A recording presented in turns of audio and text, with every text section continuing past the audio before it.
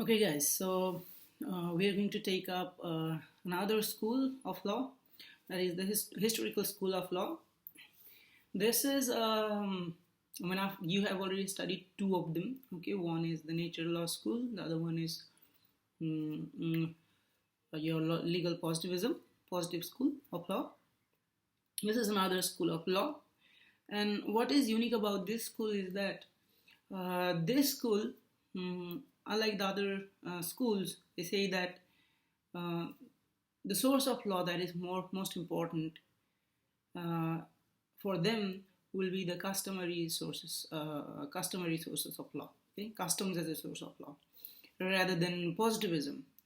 Well, historical school or the proponents of it, especially Savigny, opposed the idea of codification of laws in Germany.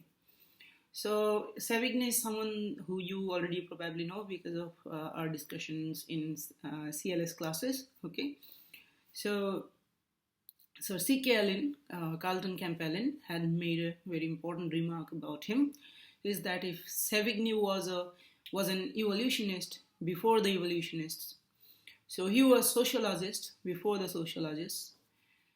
Without disrespect to their scholarly genius, it is difficult not to feel that unconsciously, for they could hardly guess what would be built on the foundations they laid. Savigny and his followers were National Socialists before National Socialists. So, what does he mean by this? So, as you know, historical school of jurisprudence and those who are from this school, uh, it's difficult to, we should not probably homogenize them in their approaches. But one thing that we can say for sure is that they say that law evolves in a society. Okay, law evolves and grows in a society. So you do not give law to the society from top. Okay, it's not something that's outside the society.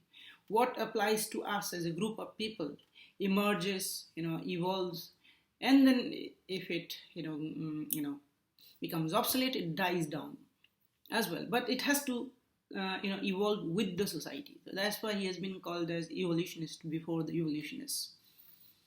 He is a sociologist before the sociologists because we see a closer resemblance between historical school and sociologist school, in the sense that the law is to serve the society, okay, in which it exists. Okay, to that extent, you may say that sociologists before the sociologists, okay, they study the phenomenon of the law within the societal context. So you can say that he was a sociologist before the sociologists, and he also makes this important remarks that, okay, without disrespect to their scholarly genius, it is difficult not to feel that unconsciously Savigny and his followers were National Socialists before the National Socialists.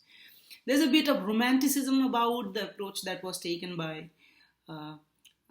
Carl von Savigny.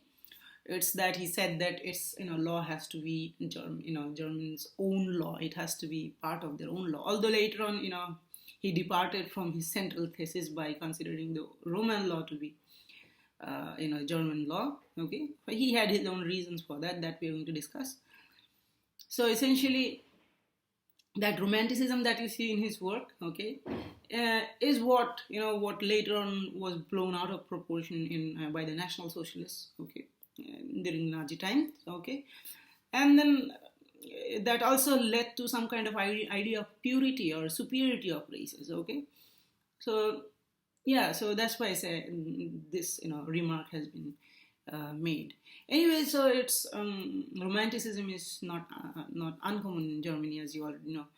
So yes, so yeah, that was the remark that was made by Sir C.K. Allen about a famous German jurist by the name Carl von Savigny, who's the you can say important figure within the historical school of jurisprudence. Now, what is historical jurisprudence? So it is a way of looking at the enterprise of making and applying the law. So it's a way of looking at how laws come up in society and how laws are applied. Okay, so the essential distinction that you will see between them and the positivists is that for positivists, law is laid down by some authority, but for historical school, okay, you see that There is no external lawgiver. Law emerges within the society, okay? And they look at the phenomenon of evolution growth of law, okay? So it's a way of looking at it. It's not really a theory of law, as you can, probably already guess from now, from the discussion. It's not really a theory of law, okay? It's a way of looking at the law, at the enterprise of making and applying law. So they say that law, in its essence, is not something imposed on a community from above or from without, but is an inherent part of its ongoing life, an emanation of the spirit of the people, which is also later on considered as Volksgeist, okay, spirit of the people. So it's, as I've been telling you, so it's not something that is imposed from on the community from outside or from above, okay. So yeah, there is no higher law. Okay? So the same applies for nature law school that talks about certain transcendental, principles. No, nothing like that. Okay, if at all there is a principle, it emerges within the community, within the society. Okay, so it's not imposed, not something to be imposed from above or without. Okay, it's the part of ongoing life of the people. Okay, it's the spirit of the people. We don't know what the hell that thing is, but it's said that it's the spirit of the people. Okay, so the central thesis, though, as I said, okay, earlier, is that although he said that there is a spirit of the German people as well, okay, and the Germany hasn't really reached the stage where they should think of codifying German law or accepting the French civil code, which already existed by then, okay.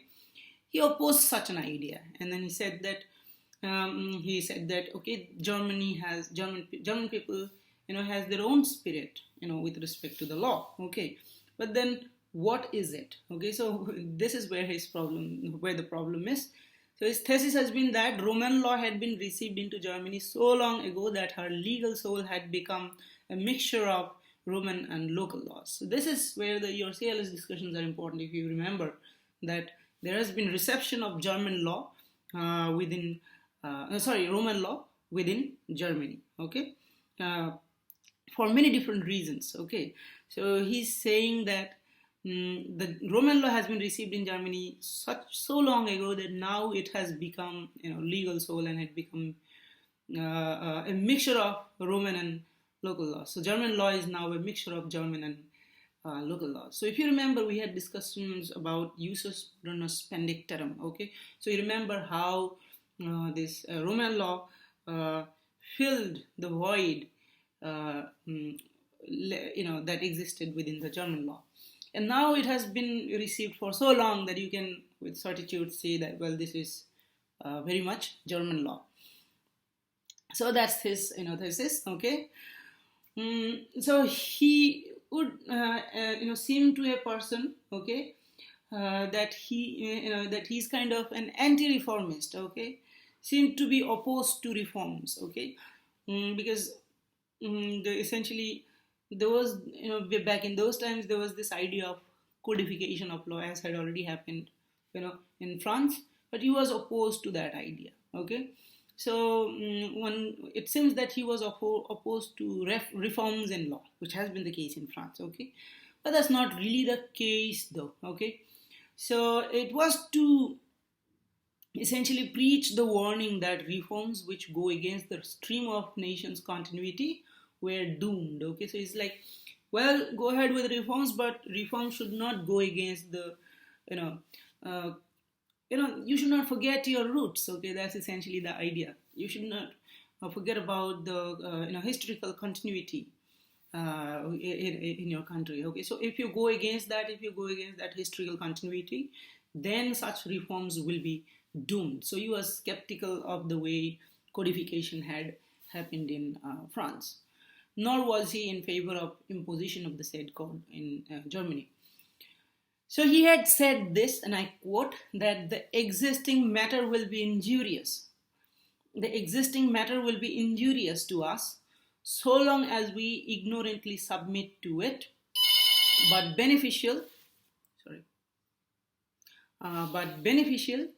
if we oppose to it a vivid creative energy. obtain the mastery over it by a thorough grounding in history, and thus appropriate to ourselves the whole intellectual wealth of previous generations. Okay, so it's essentially saying that it will be injurious if we ignorantly submit ourselves to sudden reforms. Okay, but it will be beneficial if we show some kind of opposition, some kind of resistance. Okay, and that clash will create some kind of vivid creative energy. Okay, so it's essentially saying that do not give up on the wealth of history so easily. Okay, so that past intellectual wealth, okay, of the preceding generations should not be given up so easily. And so legal reform, okay, should not annihilate that, okay, that intellectual wealth of the past. That was essentially his position. And so he equated the idea of evolution of law to that of a language. As you know, that no one comes up with a language. Okay, language originates, okay, in a society, and then it evolves there. Okay, and then ultimately, as you know, it also dies from disusation. So yes, just like that, uh, he says that law also evolves just like language. So he said, in the earliest times to which authentic history extends, the law will be found to have already attained a fixed character, peculiar to the people, like their language, manners, and constitution. Nay, these phenomena have no separate existence. They are but particular faculties and tendencies of an individual people, inseparably united in nature and only wearing the semblance of distinct attributes to our view. That which binds them into one whole is the common conviction of the people, the kindred consciousness of an inward necessity, excluding all notion of an accidental and arbitrary origin. So essentially, it's like fancier ways of saying the same thing, that just like language, law also evolves within the society. Okay, the manners, okay, constitution, just like that, they're not separate. It's the same outcome of the same process. Okay, so what is also called as Folkgeist. Okay, so in his book on the vocation, so known as spirit of the people, he talks about spirit of the people. Okay, says that is the source of law. Folkgeist, or spirit of the people, is the source of law. Okay, says that the nature of any particular legal system of law, okay, system of law, was a reflection of the spirit of people who evolved it. So you cannot separate the law from the spirit of the people. So these are, as you know, very fancy way of saying certain things, justification of whatever has been left by history. So yeah, kind of glorification, romanticization of what had happened historically. So essentially the idea was by G.F.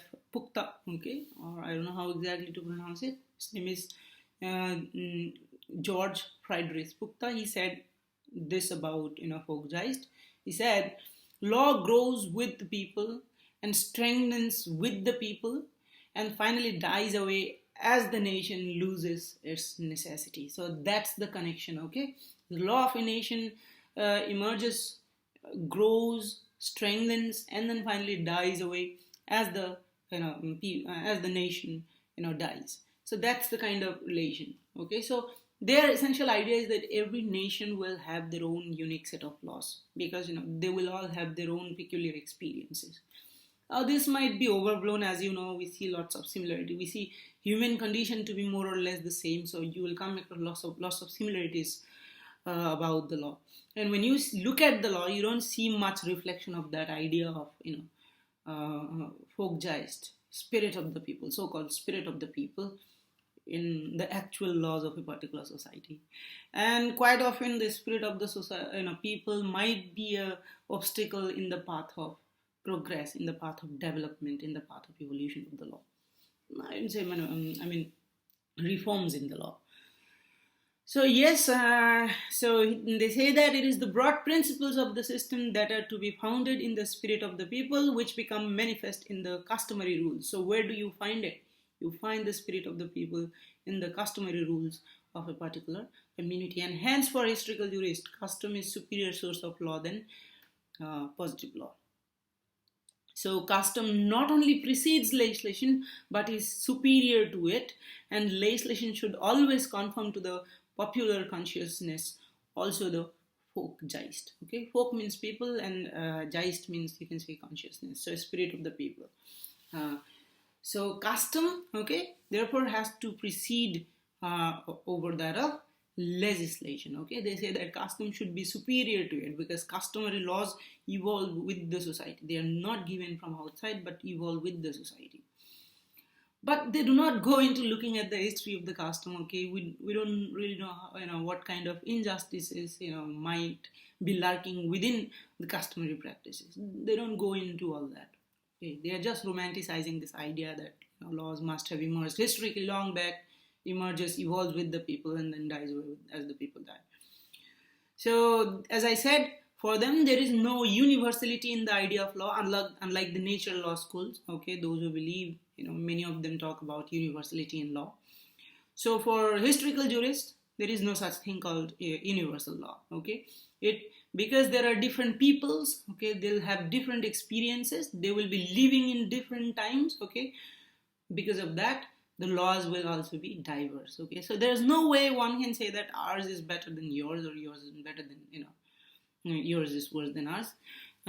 There's no way you can really say so because we can't really probably judge others' way of being in the same way we can't really judge others' laws. It's just their law. So that's the kind of attitude that they had. Okay, now the question then remains is that how do we improve the law? Can we not improve the law through legislation? Okay, so what should their job be? I mean, do we even need legislators if this is the idea of law? So they had to say this, that scholars and legislators were not expected to create law anew or afresh. Okay, they are not to come up with completely new laws. Okay, so their task is to organize and clarify something that already existed. So customary practices, customary rules, they already existed. So these scholars and legislators will essentially, when it comes to codification, even then you do not create the law, you merely organize what already existed. So their job is to make fuzzy distinctions sharp and vague boundaries precise. Okay, so you know that customary laws could quite often be unclear. Okay, if you remember, H.L. Hart also says the same thing. Okay, in pre-legal societies they had only primary rules. So there were problems with identifying primary rules. Okay, the same thing as is being said by even H.L. Hart, that these customary practices in itself, okay, uh, are fuzzy. So you need to make those fuzzy, blurry, distinctions sharp and vague boundaries precise. So legislators and scholars do not create something completely new. They merely organize the existing customary laws. And he says, sorry. So they say that yes, legislative improvement, if at all it means anything, it means that legislators and scholars merely organize them. Okay, and then they say that occasionally, to be sure, new situations or new moral insights call for an entirely new legislative enactment. Well, you know that past laws were only addressing past problems, but when you have new problems, new situations arise, then what do? When a new situation arises or new moral insights come, then only new legislative enactments are necessary. But that enactment of this kind easily become a baneful corruption of the law, and that they should be most sparingly employed must strike anyone who consults history. So even when you try to make law, don't be overzealous about it. You must consult the past when you make such new laws. So otherwise it will be baneful corruption, as they say.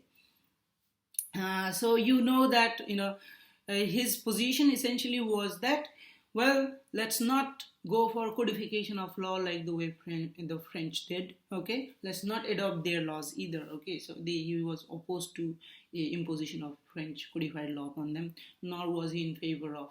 He thought that Germany was not ready yet for a completely codified law.